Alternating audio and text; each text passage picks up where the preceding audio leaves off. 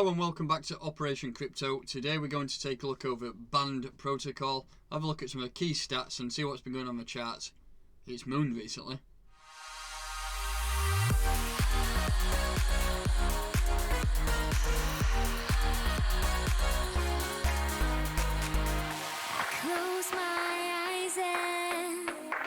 Right, so let's get cracking, and we will, as ever, start on CoinMarketCap.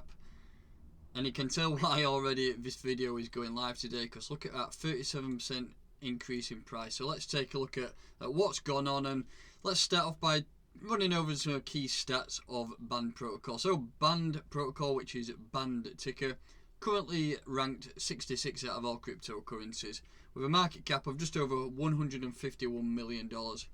We have a total supply of 100 million Band, and in circulation we have 20.4 million of those knocking about. That'll be in traders' hands and investors, for example. If we look at the market pairs, scrolling down, so you can see predominantly, well, most of it, the volume is on Binance. You're getting 52% of the volume on Binance against Tether. You're getting a good 32% against BTC, and then a little bit against BNB. As you can see, then it's broke down into fairly smaller amounts. It's not listed on a massive amount of exchanges, and Binance is the key one there, which is, you can say that's 85% of the volume, so that's taking a lot of it there. If you look at the chart here, this is from October of last year. Very steady, boom, absolutely took off and it's flew. And if you scroll down to all-time high, which was $8, that was the 6th of August, and today is that day. So we are currently, we have retraced a little bit. I think we went up to around 45% in price, but we'll take a look at the charts in a minute. Just to give you a little brief description about Band. So Band Protocol is a cross-chain data oracle network. Already oracle network, that's key. It's like when DeFi come out, that was buzzword. Now oracle seems to be that word that's taking over a little bit. So as I say, that aggregates and connects real world data and APIs to smart contracts. Blockchains enable immutable storage and deterministic verifiable computations. However, they cannot securely access data available outside of their blockchain, and that is what Band Protocol aims to do. It does say Band Protocol enables smart contracts applications such as DeFi, prediction markets and games to be built on chain without relying on any single point of failure or a centralized oracle.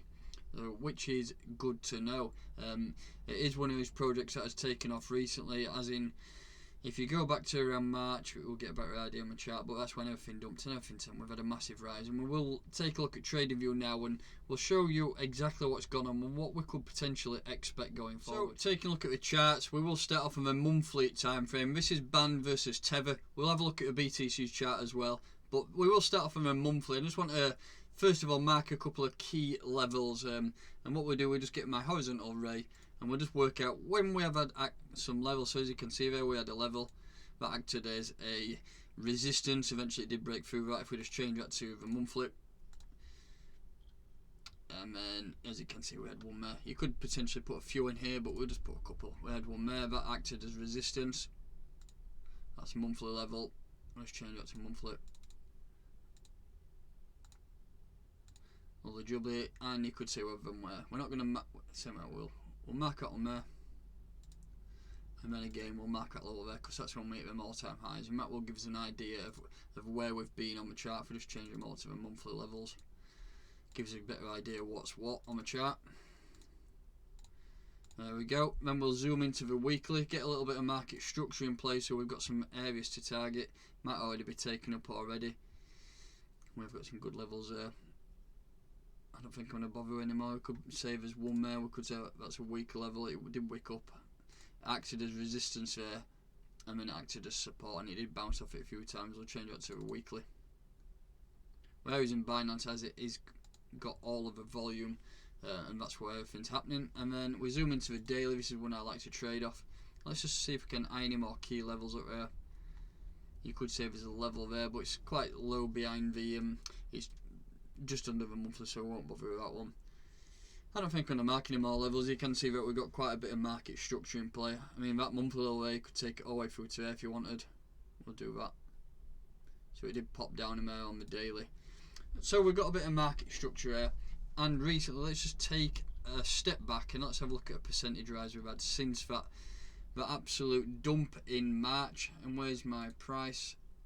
There we go. So we'll take the 13th of March, which was then, and that's when everything jumped. And ever since then, we've had a massive rise. And as you can see, band protocol. Look at that for a move, 4,304%. So if you bought when the price was down here at 27 cents, and you held it all the way up to the all-time highs, or even if you are still holding, that's an absolute monster move. And if you've not taken profits already, then I think it's quite a wise time to take them, even though the potentials of it going up is high. 4,300%, that is an absolutely outrageous move on the charts. But let's just remove that, and let's start off by just having a look at this from a bearish point of view in regards to potentially a retracement and buying back in. What I want to do is just take the bottom levels there, and we'll take it up to that wick there. We'll actually use that wick because we're not going to use today's, because it could shoot up and shoot down. It are actually moving as we're talking now.